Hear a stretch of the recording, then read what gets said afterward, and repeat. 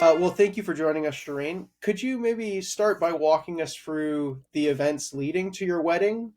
What was kind of that initial process of your family finding, approving, arranging a match, and what your role and agency in that was? Yeah, so I had graduated from grad school, and basically in at that time, 22 years ago, usually when the girl is about to finish college and about to get a first job, that's when the parents start to look out for a suitable boy. So I had finished, I had graduated, I was working, staying in a flat. My folks owned that flat, and staying with some friends and working in IT marketing. And there were offers that were starting to come in. There was an offer that had come in when I was in grad school itself. He was actually a professor in in the school, but he was a young. I mean, he had just finished his master's, and so he was a teacher. That family was very, very keen, and I just didn't want to make a decision when I was still studying for finals to graduate. And I told my mom and dad, I can't think about this now because I really need to pass my exams. And so that didn't work out. And then moved back to my parents' house, was working, and my uncle and aunt on my dad's side were very good friends with their older daughter's in-laws. So they had a daughter who was much older, and this other family knew my in-laws really well. They all came from the same town, so common friends, mutual, work acquaintances. And so somebody in my husband's hometown, they told my uncle and aunt, hey, we know this family, and they've got three sons. And the oldest one, he's about 26. And so they're starting to look out for him. Do you know someone in your family? And my uncle was like, yes, my niece, she's graduated, she's working, she has an MBA. You should talk to them. And so back in the days, they wrote letters, and they had long distance phone calls. And so calls were made, and my uncle and aunt and my mom and dad, they fixed a time for all the families to meet each other, the parents, just the parents. So my folks and my uncle and aunt went to Joe's hometown. It's an overnight train journey, and they got to meet them. They got to connect with them, have tea, coffee. Joe happened to be there. He was on his Christmas vacation, and so he was there. So they got to meet him and visit with him. Incidentally, they also found out that my my my grandmother and Joe's grandmother are actually cousins thrice removed. And families had lost contact over the last 50 to 60 years because they had moved to different towns and grown up.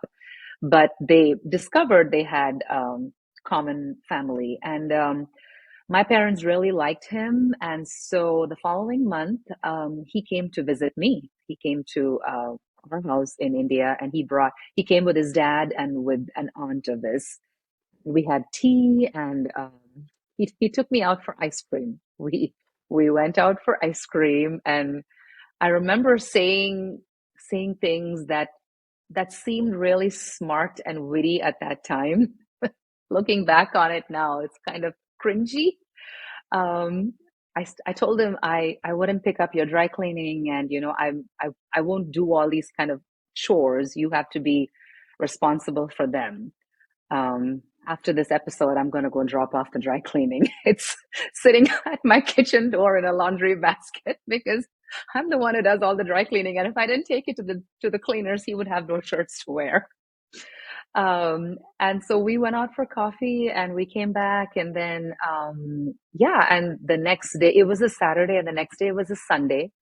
We were getting ready for church, and around 7 o'clock the phone rings, and is my cousin, because we gave my uncle's phone number as a point of contact, and the family basically called and said the boy likes the girl. Could you let the girl know that? And so my mom came to me, and I was lying in bed half asleep, and she was like, well, the boy said yes. What are we going to say? And I was like, okay, yes, I think. And that was it. We said yes, and then I went to church, and My uncle and aunt, my cousins were all super happy that this was kind of fixed. Yes, and I think you had asked me if I had agency to say yes or no. I absolutely did. I could have said no if I wanted to, but the families got on really, really well. There was a lot of similarity in our backgrounds. We're from the same caste, we're from the same community, we're from the same denomination, which is the Church of South India. And he had a good job, and he was well educated. He made a decent salary, which was really the basic criteria for finding a suitable boy and a suitable girl. And there was really no reason for me to say no. So yeah, that's kind of how it happened. But on a funny note, I will tell you, he took me out for ice cream, and then after they left, he went to see another girl. He saw two girls in one day. When did you find that out? Did you find that out at the time, or like years later he admitted it? Found that out after we said yes to each other, and kind of the families had made a formal and like okay, and then they planned an engagement date. So found that out maybe a week or so after everything, because my folks went back to the Middle East, and then Joe and I would talk on the phone. So found it out in a couple of weeks. So you'll have to ask him why he picked me over her. So, how many times had you actually met before the wedding? Um, a number of times. He traveled a lot for work. He was in marketing and sales, and so part of the job was traveling. And he lived in a city called Bangalore, and I was in Chennai. And a lot of his clients were in Chennai. So he would come for meetings, he'd come for conferences to meet the clients. And so whenever he came for, like, if the conference was in like a Thursday, Friday, he would extend and stay on a Saturday just to spend time. And so we'd go out for maybe lunch or dinner. I had a scooter at that time, so he'd come in a bus and I'd drive him around, and then so yeah, we met. I think we probably met once or twice every month or every other month. A few months before the wedding, he really insisted that I come to visit him in Bangalore because he had a lot of his close friends there, and he wanted me to get a chance to meet all of them, the like his friends circle. And so I did take a night train, and I went up to Bangalore, and I spent a whole Saturday there. I just met all of his friends. We went out for, I think we went for lunch and for dinner, and then he put me back on the train. Neither of our parents knew about this visit that I made to Bangalore because they would not have been happy at all about it. You just don't stay overnight with, you know, a guy that, though you're going to get married to him. And so we didn't tell them till at least 18, 19 years had passed. And they were like, "What?" And we were like, "What? It's 18 years. What is the point now?" He actually insisted I come to visit his family for Easter weekend after the marriage was fixed, but his mom and dad were firmly against it. They were like, "This does not happen. So we're not going to bring her here. God forbid if something goes wrong and then the engagement is called off, it would be like they were more concerned for my reputation." So uh, so yeah, we did meet a number of times. Yeah, and talked on the phone for hours. Yeah. Well, what were the first few years of marriage like? Did you ever question your decision or the institution of arranged marriage as a whole in that time period? Or Uh, yeah, I don't think I questioned the institution of arranged marriage as a whole in the first few years. We Arranged marriages are, they're kind of funny. Joe traveled a lot for work. Like I said, he was in marketing. So in the first few months, 6 to 7 months, he was gone quite a bit. At least back in those days, you couldn't just hop on and hop off flights. If you went, you stayed for 7 or 8 days and you came back the following weekend. Cell phones were not big, right, back then. So he traveled quite a bit. And so I kind of lived this single life. I was working part time. I quit my job a few months after that. I got really sick. Um, what was ingrained in me was how to be a really good homemaker. That was how my parents had raised me. So that was a duty that I was, determined to follow through. So I was a good homemaker. I cooked all the meals, I took care of the home, supervised the maids.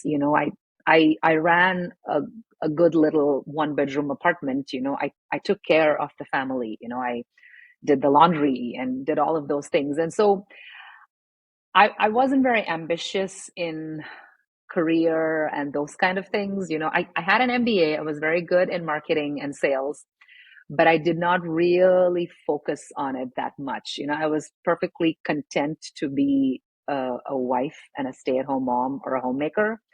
And so we didn't have too many problems in the first year, but we did conceive, and I got pregnant within the first year, and so first year and a half. And so our son was born when I was 24, and so we saw some struggles when I was pregnant because he really wanted me to have the baby in the town that we were staying in that city, and I really wanted to go be with my mom and dad because I was just terrified. I was 23, I was pregnant, I didn't know how to look after a baby, I don't know how to look after myself. And so we saw some tensions there. There was some stress, but his parents were really supportive of me, and they basically told him she needs to go be with her mother and her father. So you just need to let her go. You can go there for the delivery and see the baby, but they were very wise as to understand how I was feeling. Looking back on it now, so many years ago, I was a very anxious person. I guess I've always struggled with anxiety and with insecurity. I didn't really know where I stood in life. But at 23, I didn't know any of that. My upbringing and my formation was just wired to be this really good wife. And so I literally went from being a really good daughter to being a really good wife. And our culture, our community, the way that both of us were formed, it didn't prepare us for the challenges that a marriage faces. Because even though we were from the same caste and the same kind of upbringing, we were raised differently. I'm a single child. He is one of three. So he was raised in a multi-generational home with grandparents and uncles and aunts. I grew up in a nuclear family, and I'm also the product of two immigrants. So they were immigrants themselves. And so however they raised me, the best that they knew was not how he was raised. And so there was a lot of cultural clashes, which we didn't understand for the first 15 years almost.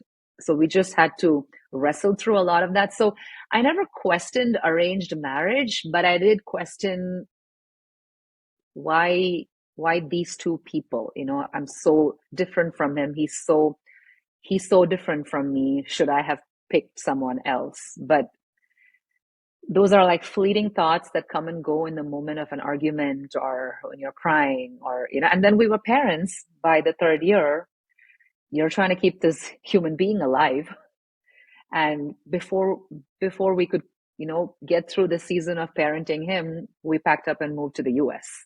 So there's another layer of complication that comes in because you're 4 years married, you have a toddler, and then you're in a foreign country. So yeah, I don't think I questioned arranged marriage.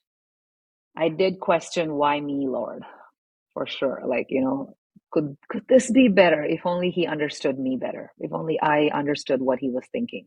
So we didn't have time to sit and pontificate on those things. We were in the trenches of parenting a little boy. So we just kind of flew by the seat of our pants, trusting God. How In have th- your, sorry, go ahead, Seth. Yeah, I was just going to ask, how have things changed over the course of the past few years?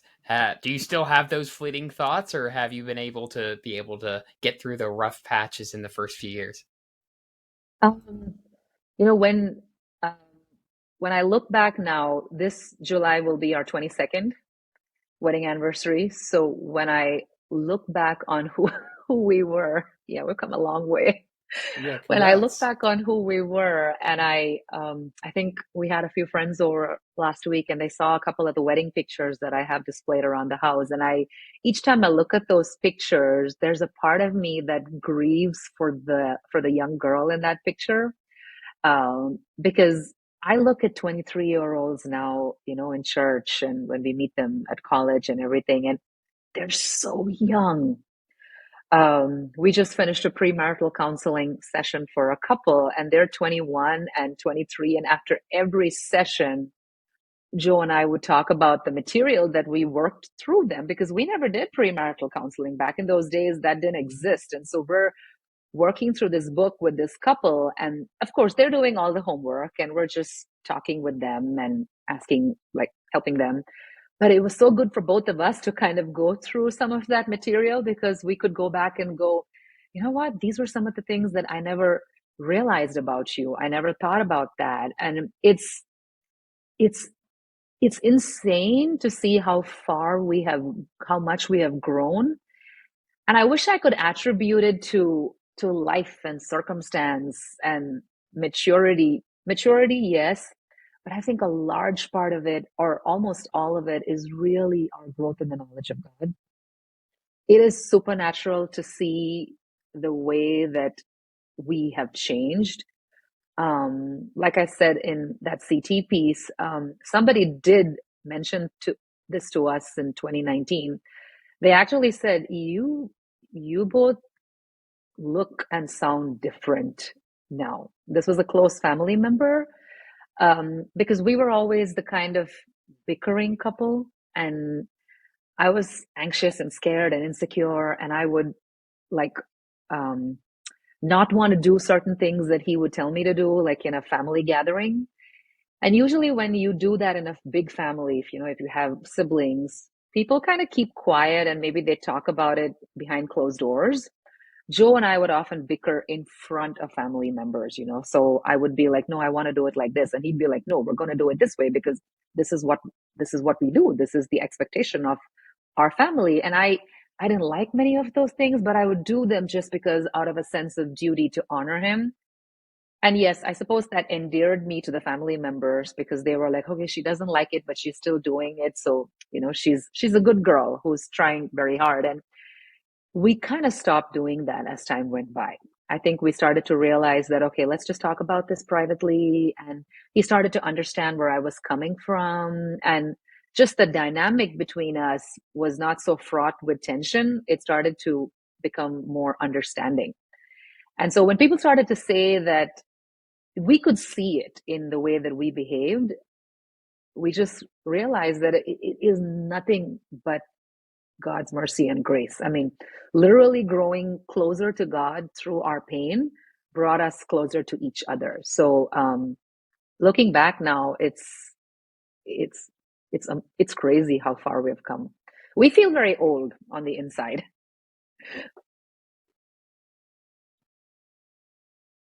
So yeah, it was. Aside from God kind of helping you personally grow together and work through these types of things, was there certain lessons about marriage that you felt God was teaching you? Like your thoughts on what marriage was and Mhm. what the goal of marriage should be shifted in this time. Yeah, 20, I think 2012, we were going through a pretty rough patch. And my husband traveled a lot for work. And so we kind of had these patches where we'd get into an argument and then he'd travel for 3 days and things would get better by the time he came back. I guess the distance helped us a little bit, having that space, because when he would call from California or wherever he was, having a phone conversation used to help us. And so 2012, I was in Bible study, and somebody recommended Sacred Marriage by Gary Thomas. I had shared a prayer request, I think, in our table, just to pray for peace at home. And so I picked up a copy of that book, and really the punchline of that book, what if God intended marriage to make you holy instead of happy? That really, really, really, really caught me. Because between 2012 summer and 2015 summer, a cousin of mine was actually going through a separation in her marriage. And so they were separated, they were in counseling, they were trying to go through a lot of, they were just struggling. And walking alongside her to some extent, because I was in the US and she's in India, so I didn't really get to see her much, but we talked on the phone off and on, and just hearing all the struggles that she was going through, it I think it kind of opened up, it gave me a perspective that marriage is really hard, and sometimes when it gets overwhelming, it seems a little easier to let go. It's harder to hold it together and ask God, okay, we're really, really struggling, God. If this marriage is what you intended, you've got to give me some tools to get through, just to get through today. It might mean we've had a fight in the morning at 8. He's gone off to work. I'm dealing with the kids. There's chores. I just want to get it together by 6 p.m. so that we can salvage this day. And so this book, it really changed the perspective of what I thought, because I wanted to be happy. As far as I was concerned, I'm a good Christian. I'm a good human being. I'm a good daughter. I'm a good daughter-in-law. I'm a good sister-in-law. I'm a great mother. And I'm a good wife. I know I look after you. I cook, I clean, I take care of the house. I do everything. So why can't I just be happy? If there's things that I want to do, or I want to travel, or we had issues over travel. We had issues over going back to India every summer for vacation. We had issues over a lot of things because we just didn't understand each other, and we just didn't have the right tools to communicate with each other. And I think on some level, we weren't hearing each other's feelings and thoughts. We were just hearing the words, which made each of us get angrier at each other. Because he would say one thing, I'd view it in a different way. I'd fight over that. I'd say one thing, he'd be like, oh, you're just, complaining all the time. And then I'd burst into tears and he'd feel bad. And I would think that if I cried, I'd get my way, but I wouldn't get my way. So it was just a mess. But between 2012 to 2015, not only did my cousin's marriage, it fell apart and they ended up getting divorced. We had another couple of friends whom we knew locally here who went through a divorce. And there were two of them who were much younger than us. They were young couples, so probably in their late 20s. And I think all of that just made me take a step back and go, okay, this people just seem to be walking away from each other fairly easily. And so I've got to find a way to hold it all together. And that book really made me think twice about, this is more of a discipleship tool.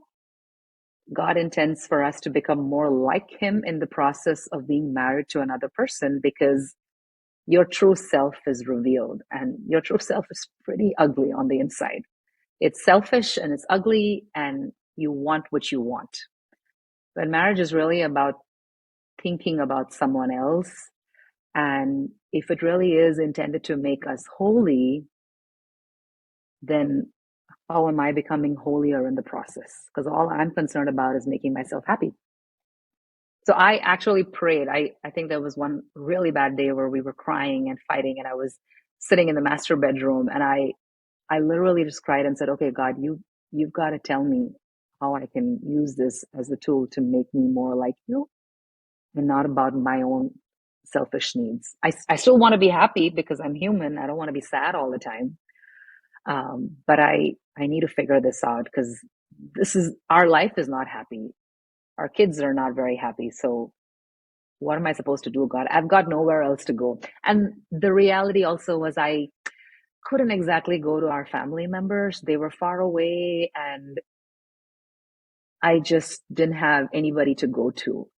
So 2012 was kind of a reckoning period. We still struggled for a few more years. And there was one day where I have a little step stool in my kitchen where I usually sit and read when there's things on the stove. And that's where I do a lot of my praying as well. And we had a really bad fight in the morning. And I texted a bunch of my girlfriends, and I texted them saying, we had a really bad fight. And what would you guys do if we decided to get divorced, And I was like, can I still keep all of you, because you're my friends. God bless my friends. They're some of my closest friends. They texted back and said, you don't get to keep us until if the two of you don't stay together. And divorce is not an option. We are not just for you, but we are for you and Joe. So it's going to be okay. We'll pray with you and it'll be fine. But we're for both of you. We're not going to pick one of you over the other. And that actually made me like, oh, they don't want to stick with me. They're being nice to him also. But I think that was the season where it really started to shift for me. Can I ask a question about the family dynamic in India? You said the family was Mhm. far away, but at the same time, it also seems like the Indian concept of family is a lot more close knit than it is in the West. Mhm. What? How does marriage change that? How involved are families in marriage for an Indian culture? Um, yeah, I think if we had lived in India, they would have probably seen some of the struggles that we were having. But we live here, and we only really saw them 4 weeks of a year. My parents lived in the Middle East, and like I said in the beginning, I for a decade in the middle, I had a challenging relationship with my mom.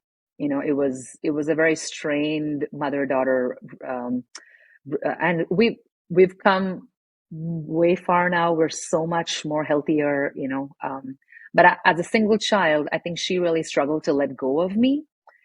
And because we had so much of tension between the two of us, she wasn't really someone that I could run to and say, we're having a bad day, can you give me some advice? I was a little bit more of an emotional support for her versus the other way around, which complicates things because I'm still a child, and I wanted her advice, but it was topsy turvy. So I couldn't really go to her. And I found it very awkward to go to my in laws because, as I know that they love me, I know that they love me very unconditionally, and they are really good, godly people. And if there's anything that I've learned about the power of prayer, I've learned it from first my dad and second my mother in law, that prayer changes things. You need to wrestle with God in prayer, and you can pour out whatever your heart has in ugly ways, and He will listen. And He might not answer it the way that you want it to be answered, but He does hear, and not one of my tears is wasted when it's in the presence of God. So I'm very clear on that. But I couldn't really go to my in-laws and tell them like, this is how I feel. Your son is not being very kind to me. And so it was more of this process where we would sometimes get into a fight, and then the following day, he would call his parents, and he'd be talking about general stuff, but he'd kind of share a little bit about what we're going through, and he'd get these impromptu counseling sessions from his mom and dad where they'd kind of advise him, and just think about it from her perspective. And they were very generous and loving in the way that they would um, counsel him, not for him and against me, but for us as a unit. And so he had quite a bit of their input and guide. They were and have never been interfering in laws. If anything, they're very, this is your family. You got to do what you got to do. But always text us if you need prayer. We will pray and we will encourage. So I truly I'm blessed with really good in-laws. I know a lot of Indian families struggle with that relationship, Christian or non-Christian, but my in-laws are very good people, and they love their sons, and they love all their they love their daughters-in-law as if they were their daughters. So I think times are changing. 20 years ago, there were Indian families where parents and in-laws can be interfering in some ways in things like finance, money, telling you how to spend your money, telling you where you need to buy an apartment, or where you need to send your kids to school. um, I think times have changed quite a bit because people have realized that that doesn't really help or benefit anyone. So people are doing better. We did not have any of those problems. Nobody tried to tell us how to live our lives, or how to.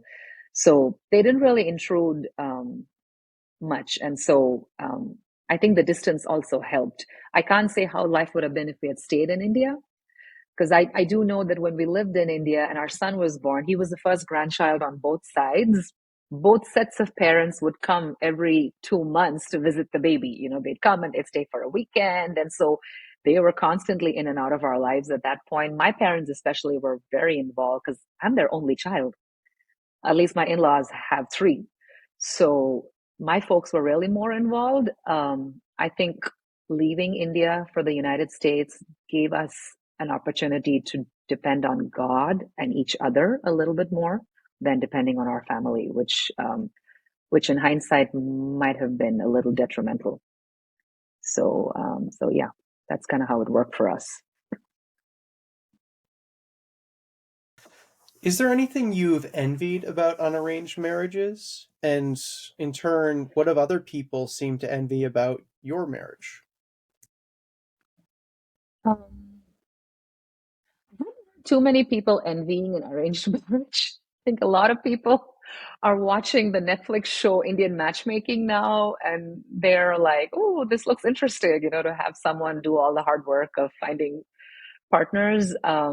I think what I've envied about the Western style of, like falling in love and dating is you guys sometimes go into it with a little bit of history. You can talk about your first date, you can talk about maybe something went really wrong on the first date, like the car broke down, or you got food poisoning, or maybe you married your best friend's sister because you met her at a barbecue, and that's how the friendship develops. So I think what if I envy something, it's probably that a little bit of history and those fun stories that you can tell people.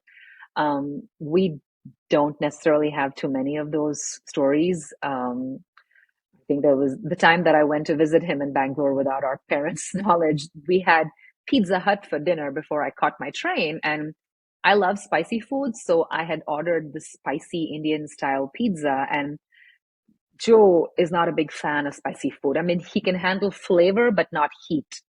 And so this pizza came with green chilies in it, and he started crying. His eyes were tearing up, and they were bringing the tissue paper to wipe his nose, and he finally had to get sugar packets and stick them in his mouth and get cold water to kind of quench the spice. So that's kind of the only funny story that we have. Because a month after that we got married. So I think I envy a little bit of that history and that dating and the fun stories. And um, yeah, I mean, I don't know any other world apart from an arranged marriage. The majority of people that I know, my family, our generation, is an arranged marriage. So I don't necessarily um, know any other.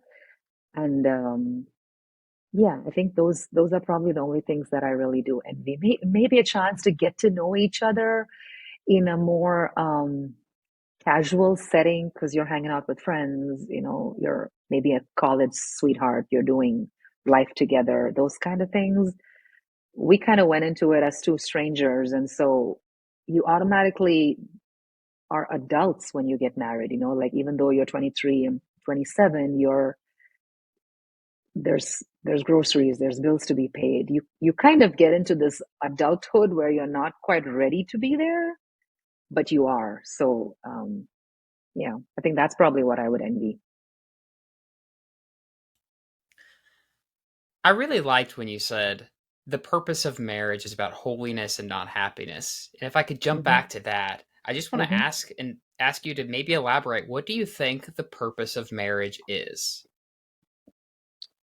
Um, I think for us, and for me in particular, and I no, I Joe would he would agree with me on this. In the last 4 years, we have really we have come to an understanding or a realization that our marriage has really been a tool of discipleship for us.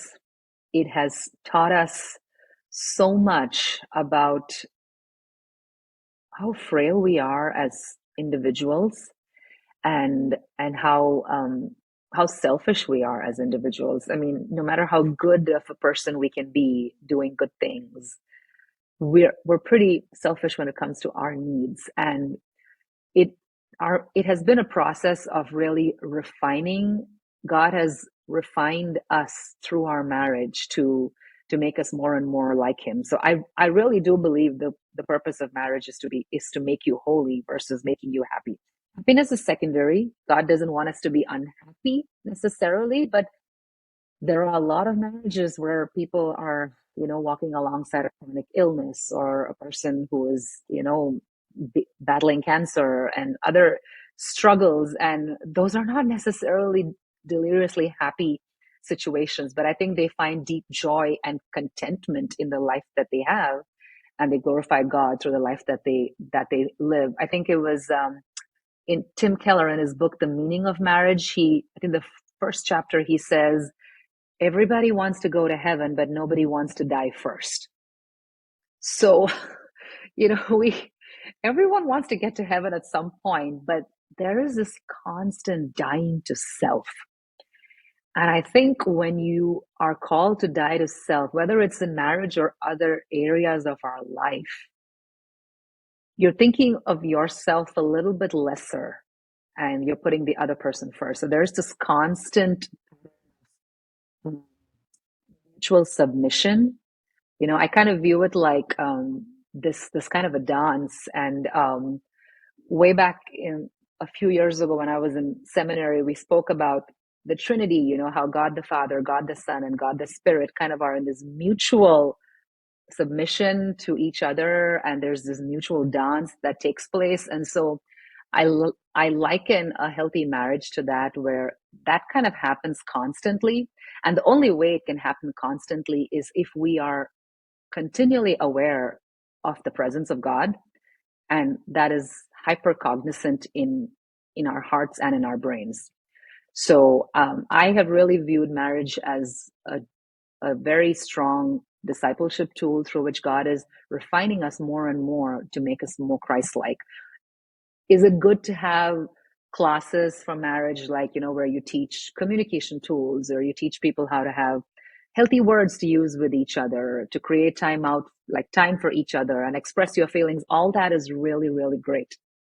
It's all good resources to have in a marriage toolbox, so to speak. But I think the overarching thing is that each person, both partners, need to be growing individually in their walk with God. And the more and more they do that, you're automatically getting closer to each other and closer to God. And as I've gotten older, I've started to realize that a lot more. You were talking about staying with the marriage not primarily for happiness, but for holiness. Mm-hmm. Are there limits to that? Situations where unhappiness gets to a certain point, or even abuse? I know you talked about this Mm-hmm. in your Christianity Today article, Yeah. where divorce would be an option, because you said your friend Mm-hmm. said divorce isn't an option. What's the Yeah. sort of boundaries to this? Yeah, I definitely we've seen it firsthand, through friends and family back home. Um, I I'm not advocating anyone to stay in a marriage where there is physical abuse of any kind, or alcohol abuse, or any one of those things. Where if your life is in danger, yours or the children, I absolutely think that there is cause for separation if the person is not willing to get into counseling or some form of therapy to get better, and they're just not growing with God. There are obviously places where God has made the provisions where divorce is acceptable. And so I do have friends who've been in abusive, marriages where they've tried hard for years to stay separated, and they've tried to make it work. But after a few years, it just doesn't work. You don't know what to do. And so we have people in our family where there's been infidelity.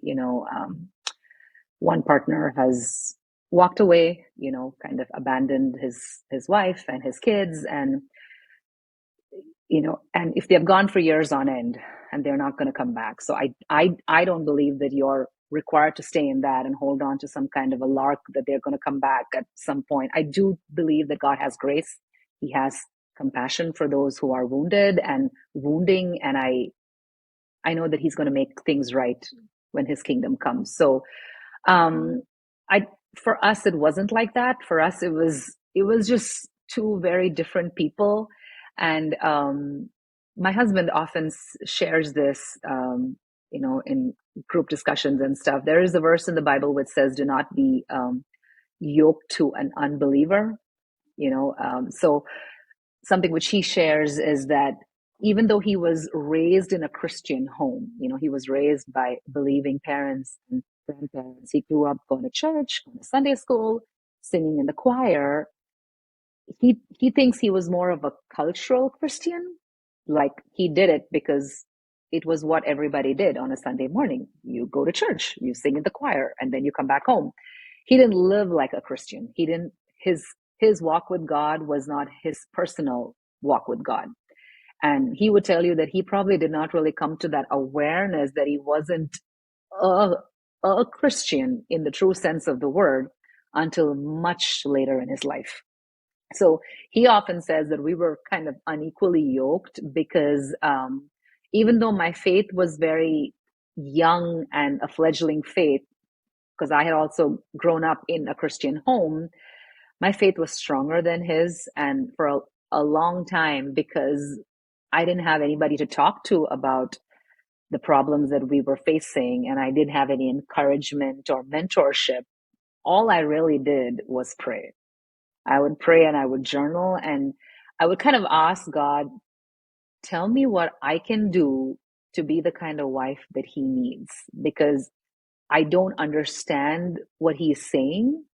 And so I kind of need this supernatural, like this epiphany, like, tell me what to do that, I can be that. So um, he would say that we were unequally yoked for a very long time. And we discovered through the pandemic, he's like, he does a lot of Bible study and he reads and stuff. And so we discovered that, and he would find it funny because he would come to me and he'd be like, I just feel so much compassion for you. And I feel, I feel so bad if I hurt you or I say mean things because God is convicting me so deeply that I shouldn't hurt you.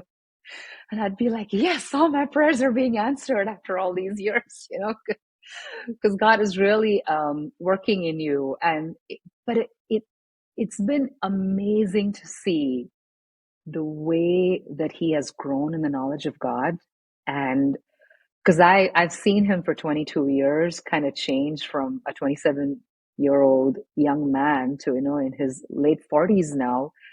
Um, his faith has grown so exponentially that when I see him and when I hear him talking about spiritual things and mentoring others, I'm like, wow, God, this is really a God thing. So I think for us, it wasn't any kind of an abusive situation. It was really people who were so different. Our formation was very different.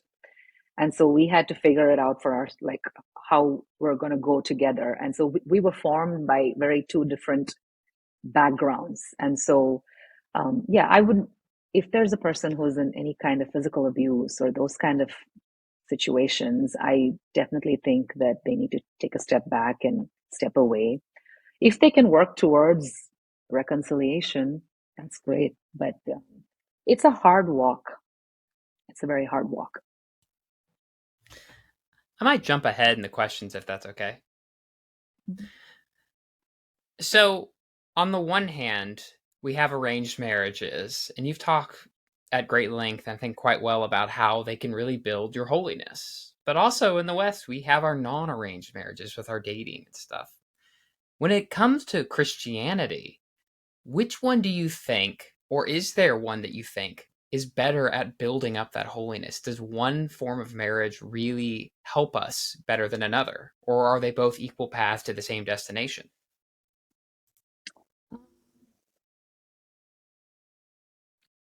Yeah, that's a good question. And I kind of thought about that yesterday. I think what I would say is I think um, they both have their own, I think they both have a way to getting to the destiny, which is to be more Christ-like and to be more holy.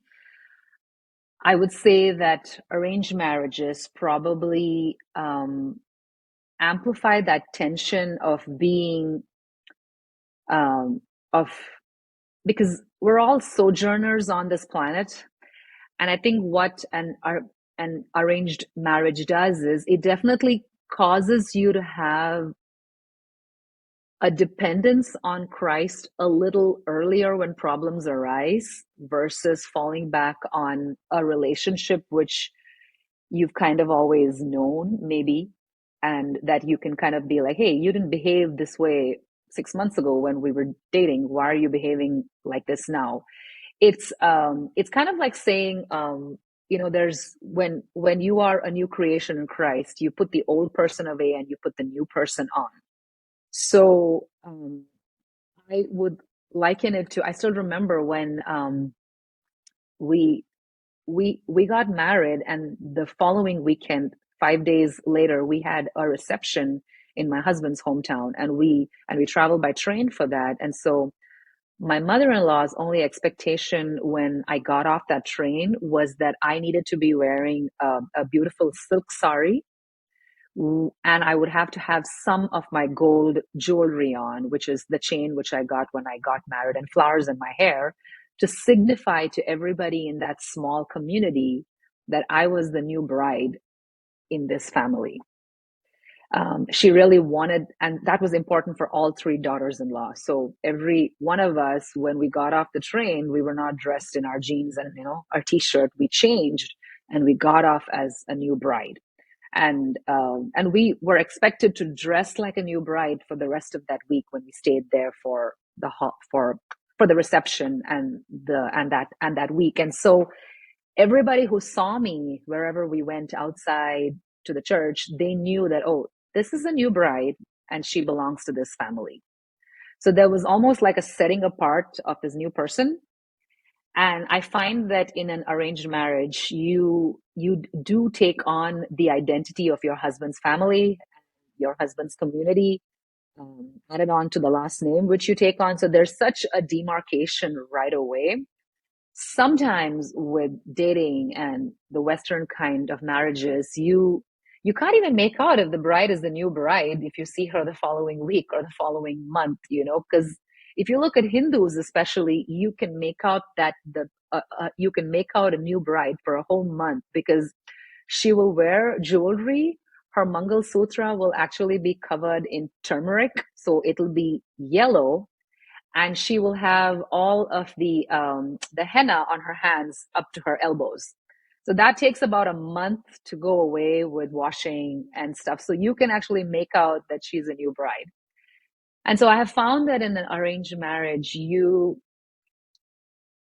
there is that newness which comes with, you have a new identity.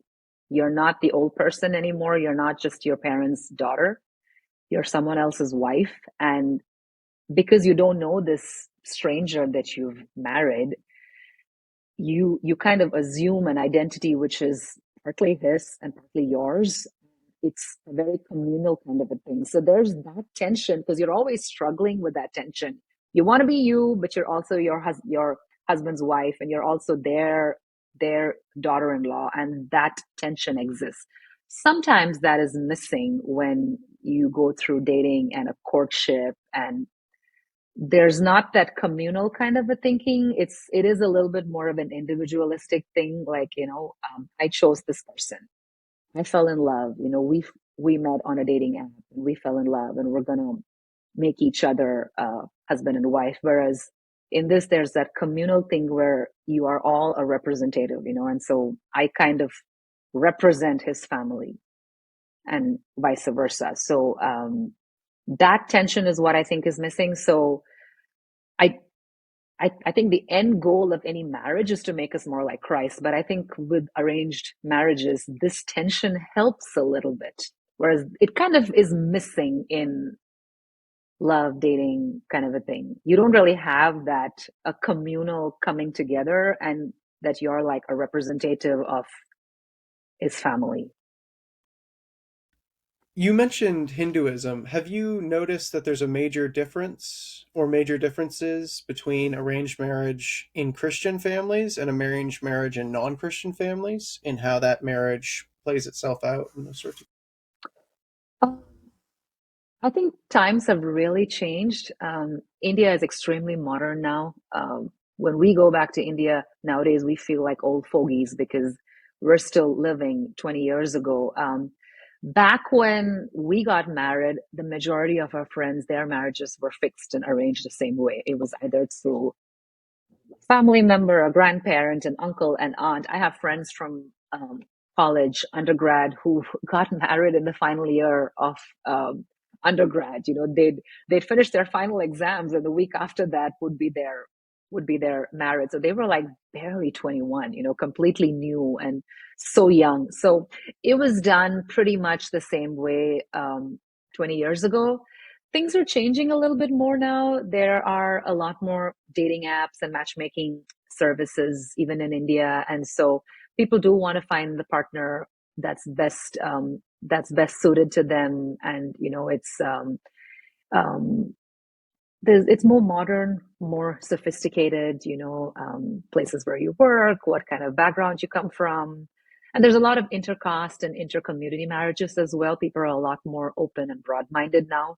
They don't necessarily stick to the same caste or the community. People are just, I think things are a little bit, a, a little more flexible and easier because parents are also more broad-minded and not so traditional in the way they arrange marriages because they want their kids to be happy and they want the marriage to be successful. If you're willing to talk about it, how do you talk to your kids about marriage? Do you push them one way or the other? That must be a very complicated topic. Well, our second child is 16, so hasn't really come up that much. Our older child, our son, he's 20, and so we've definitely talked about it quite a bit in the last few years. As he's moved off to college, and um, we haven't pushed them in one direction. We haven't told them that it's going to be arranged and there's no other way of doing it.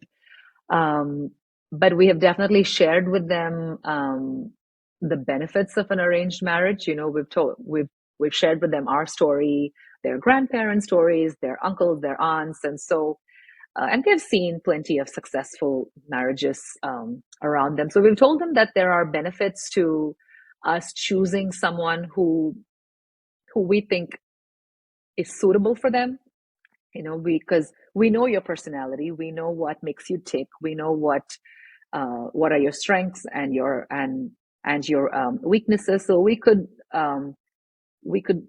find someone who might be a possible fit for you.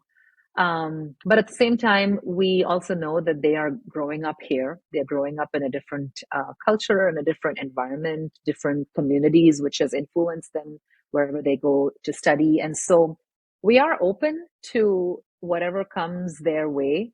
Um, I often make fun of my son, and I tell him because he's always like, "Will I ever get a girlfriend?" Because he's too busy trying to trying to get through his classes, and then he's got friends who have girlfriends, and he's like, I've got nobody to hang out with. And so I keep telling him that I'm praying that in the right time God will bring your father and me a family friend who has this amazing daughter, and we're going to get to know this family really, really well.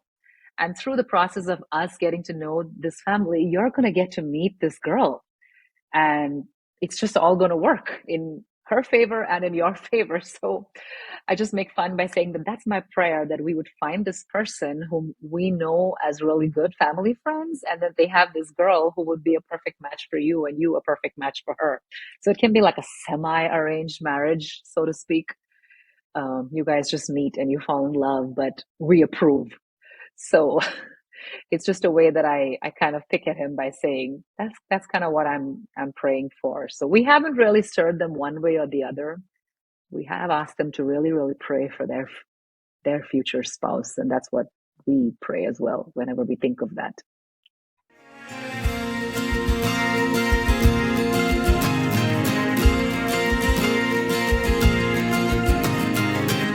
Thanks again for listening to the Spiritually Incorrect podcast. If you like what you heard, please consider subscribing and leaving us a 5-star review. We're an up-and-coming podcast, and every little bit helps. Also consider joining our Patreon page. Patreon sponsors have exclusive access to unaired episodes, different kinds of merchandise, the ability to suggest an episode, and even an hour-long interview with Jonathan and I. Check it out at spirituallyincorrectpodcast.com and see what you're missing out on. Sound effects from zapsplat.com. Special thanks to Jordan Birch, whose song Starry Night provides the intro and outro for this podcast. You can hear more of his music on YouTube or Spotify.